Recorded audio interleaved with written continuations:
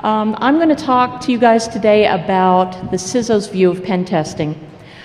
You know, I never thought that I would actually be standing up in front of a room full of people talking about how I like to be penetrated.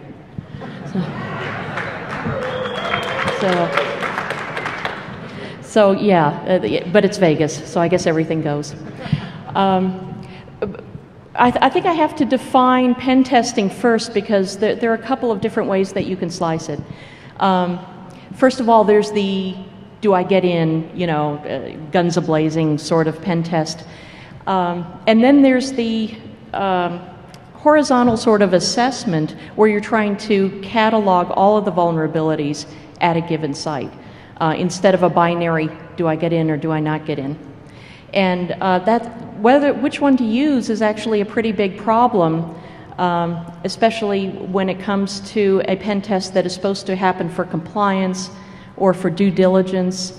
When I was ordering up pen tests in my previous life as a CISO, I would do either one depending on the requirements. And one of the things that I heard about at ShmooCon, I think it was last year, there was a big debate about whether it counted if you didn't exploit a vulnerability when you did a pen test. And so people were saying, no, you have to exploit it. When I was asking for pen tests, you know, on production systems, I would say, do not write anything anywhere. If you tell me how you're able to get in, I'll take your word for it. But there are some pen testers who felt that that was cheating and, you know, that was unsatisfying. And so I just wanted to say that it's not about your satisfaction, it's about mine, especially since I'm paying the money. So if I want you to go low and slow or really fast, you know, that's my call, not yours. So, you know, thank you. There are just so many analogies that I just can't escape here, so I'm just going to relax and go with it.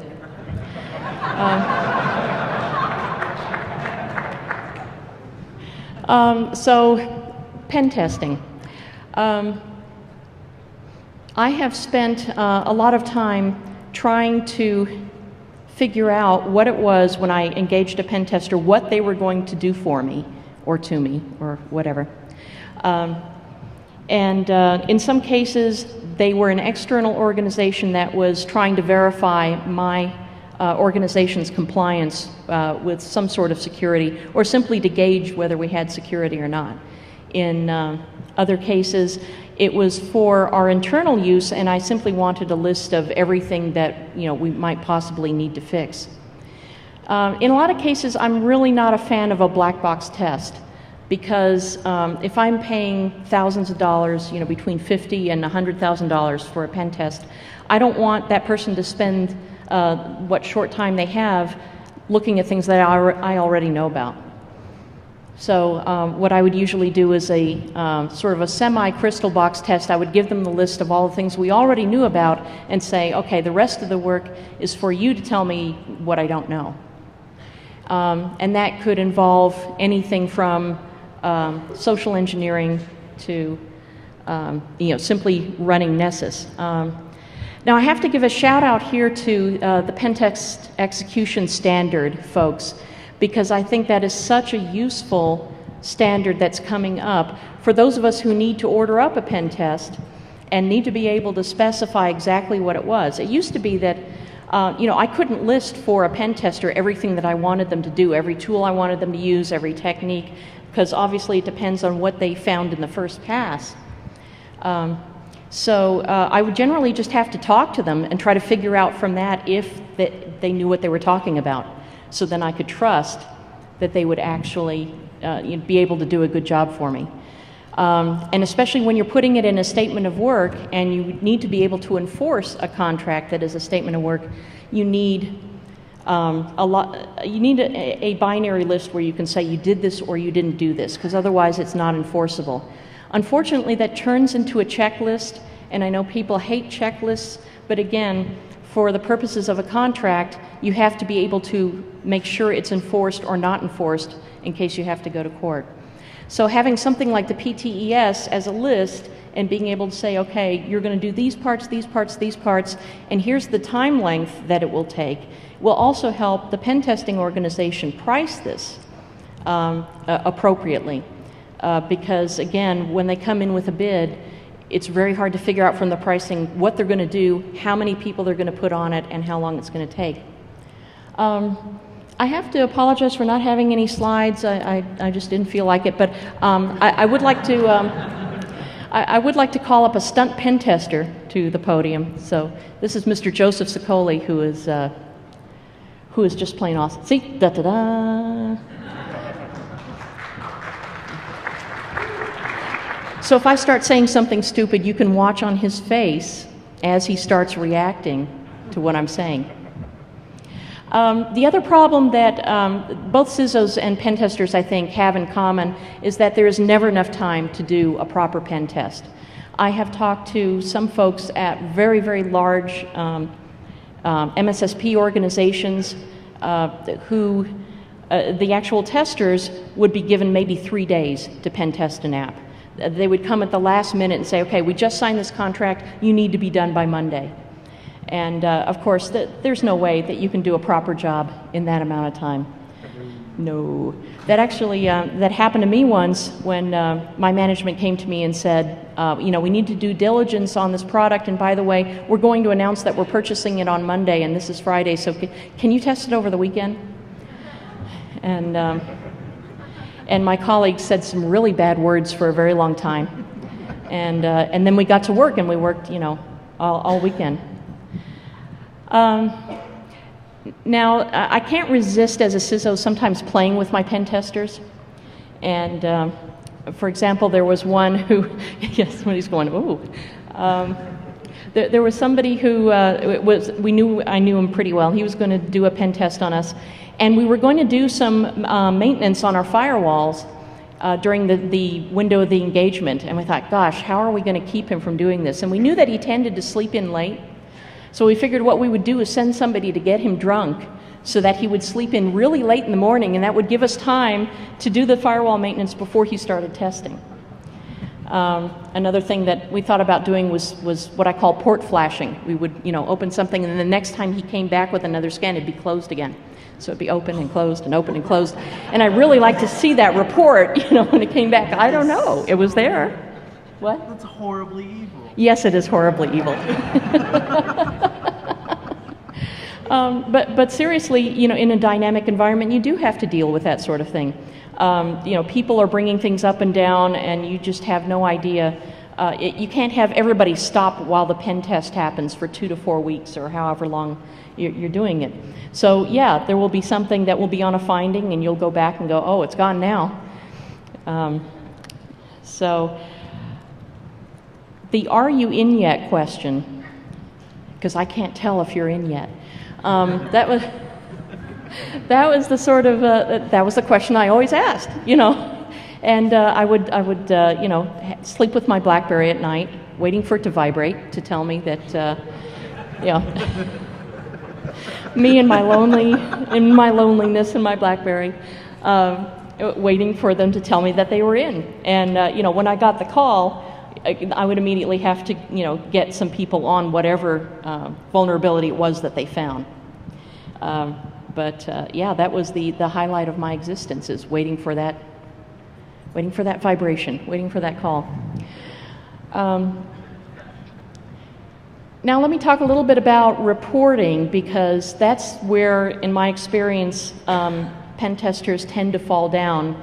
They want to write about the really sexy stuff, and they want to do a couple of screenshots and go, yeah, you know, this is where it was laid wide open. I really love this part. But that's not as helpful to me. I mean, first of all, it makes very lurid reading for the auditor, and they get very excited about that. But but it doesn't, you know, do a whole lot for me. What I need a report to say is not only what the vulnerability was, how it was exploited, what the potential impact was, and we'll talk about impact in just a minute, but how likely it would be that somebody would be able to do it, what the skill level was, that it would take to exploit that vulnerability. And then from there, I would have to figure out, well, who would want to do that? Because the other thing is when I would take these lists of vulnerabilities, these findings, to a sysadmin or a developer, they'd say, well, who would want to do that? You know, our users don't want to do that. And I'd have to explain that it's not about our regular users. So talking about the impact, the other thing that I really hate is when I have a purist pen tester who is like, oh my God, everything is so bad. And this is not useful to me because if you list, for example, that we're still supporting SSL 1.0, that's the sort of thing that the auditor gets really excited about, and I have to explain that this is not a big deal. Yeah. Who cares? Yeah, who cares? Debating criticality, both with an auditor and with the staff who need to try to prioritize a fix for this, is very frustrating. First of all, auditors generally don't tackle risk. And I know that sounds kind of weird, but if you've worked with an auditor, they are not going to talk probabilities with you. They are going to talk about, you know, it says here in my list that this is bad, and you have this, therefore you have to get rid of it. So in some cases, I will really prefer it if you tell me verbally what the issue is and not write it down, because I don't want to have to deal with arguing with an auditor over whether this is something that should be fixed or not, especially if it's something that we can't fix or can't fix readily. We have to support really ancient browsers out in the wilderness or something like that. So, you know, I just don't want to go there. So and the other thing that really drives me crazy is if there is a finding that we're doing something on purpose. So things like telling the user when they've gotten the username wrong. You know, everybody says, oh my God, that's terrible, you can enumerate usernames. Well, I'm sorry, but we have the kind of users who forget their usernames, and it is a huge support cost to my organization to have to talk with them on the phone to figure out what their username is and tell them, instead of just telling them that they got the username wrong and they think, oh yeah, I remember there was supposed to be a 1 on the end.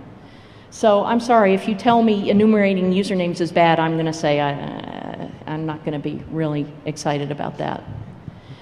So there's a big trade-off between the things that we do on purpose and that we really don't consider to be high-impact vulnerabilities, and the things that really are, you know, oh my God, you did what? Sort of things. And I've had, you know, plenty of those too. Some pretty scary things coming in. So by and large, when I get a report from a pen tester, I want it to be, I only want it to be the things I really care about.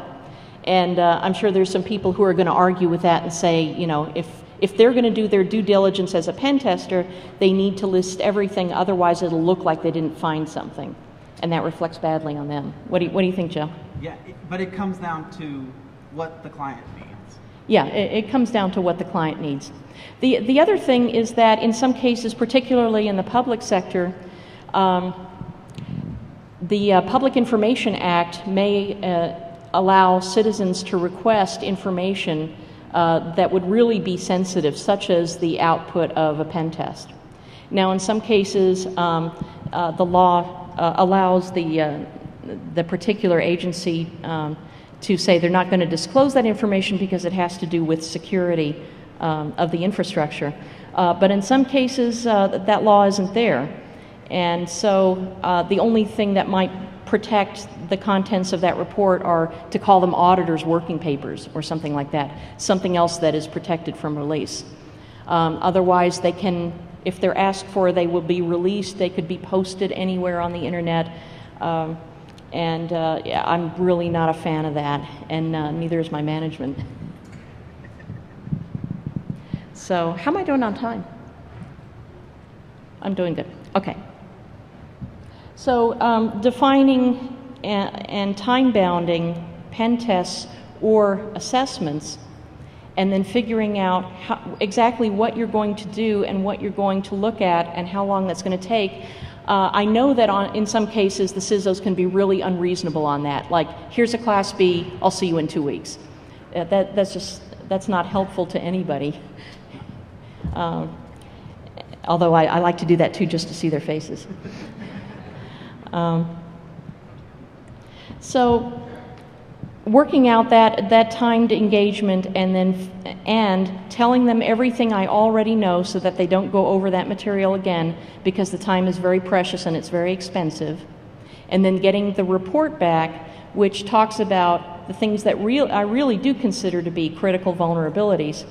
The one other thing that I really appreciate from a pen tester is the description of how easy or hard they think it is to fix. And that's another thing that really bugs me about some pen testers who have never actually been on the fixing side of the table, where they say, oh, well, there's just no excuse for that. And they have no idea how difficult it is in an organization sometimes either to fix something in a legacy environment or an environment that includes third-party components that we have no control over. So there are a lot of things that are just plain not going to be fixed. And everybody knows it, everybody understands it. But the pen tester, who believes that everything should be fixed is not very helpful to me. They need to be more realistic about the business impact of what they're finding and be honest about how much work it's going to be from their perspective, and then I take the organizational overlay and say, well, yeah, that might sound really easy, but for reasons of our own organization, how it's structured or how the infrastructure is set up, that's almost impossible to do. So it may leave the pen tester really frustrated, but I don't care, because as long as I'm satisfied, that's what counts, because I paid for it. So I wanted to ask for some pen testers in the audience who disagree with anything I've said thus far, and say yes, and tell me about it.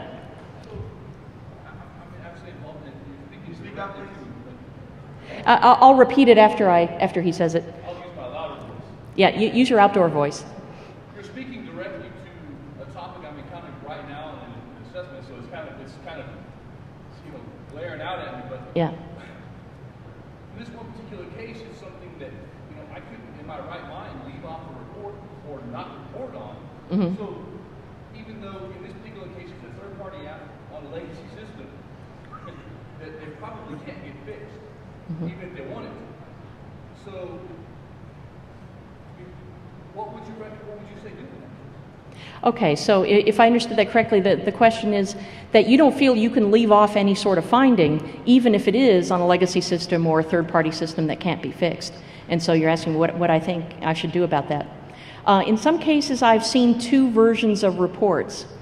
One is the verbal report, where they will tell me exactly what steps they took, what the vulnerability was, what they got, and then there will be the for general publication report, which will simply say the equivalent of, there was something really bad here, and it might allow access to personal identifying information.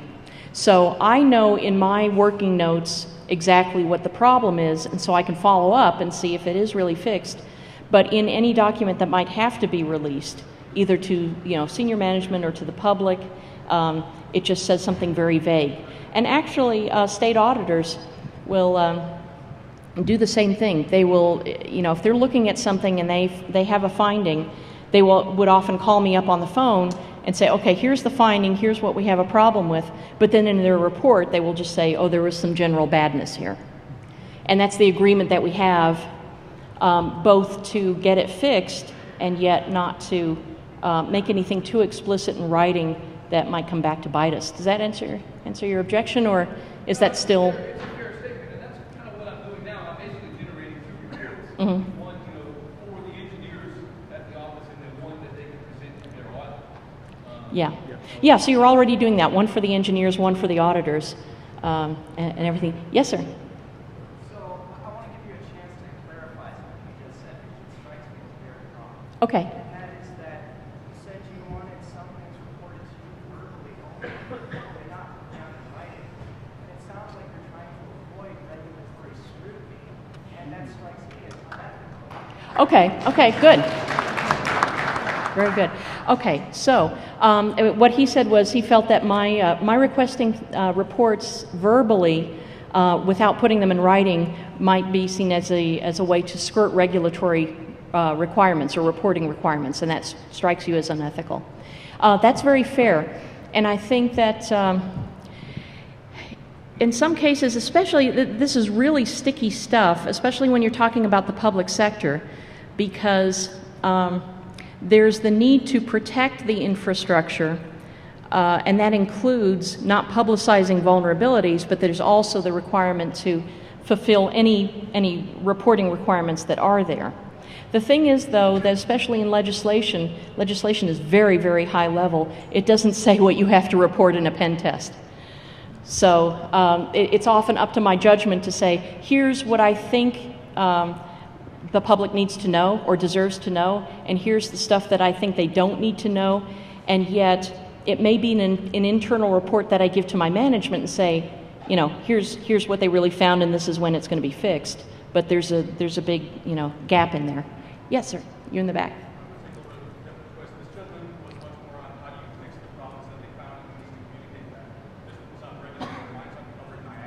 Okay. We signed a contract with you on reporting that in some cases you say you want to report it verbally. If later on, one of the systems I cover got exploited by something that very truly should have been found and did not get found in the report, there's a chance I just exposed myself to liability. So one of the pushbacks you're going to get from what's going on now, all people reading, you know, all the way to corporations kind of marketed, we're going to be afraid to leave anything off because it's going to come back and bite us in the ass. How do I document that I reported that test and found it when we sent it? Okay, that's a really good question. His position is that as a pen tester, if he doesn't actually document and present everything, it doesn't cover his ass sufficiently. So if that system ever gets breached by something that was, you know, trivial to find and should have been fixed and everything, that it might not. He's afraid that it would come back to bite him, and someone might think, for example, that either he didn't find it, which would, you know, really reflect badly on him, or he reported it, but, you know, we chose to ignore it. And, you know, you want to make it very clear which part of the risk acceptance is ours and which part was you doing your professional job, right? And making sure that that everything you found was communicated in a particular fashion. And in some cases, it just comes down to level of detail. I mean, there are a lot of things where I would say, yeah, you know, we have to list that this was found, but we don't have to say exactly what steps you took to exploit it. Now, whether you feel that that's not being forthcoming enough with an internal organization or, say, with an external product, that's something we can debate in the Q&A room, because I have like 1 minute left. So I will wrap this up. But if you would like to talk about this more, thank you very much, and good luck to all of you out there.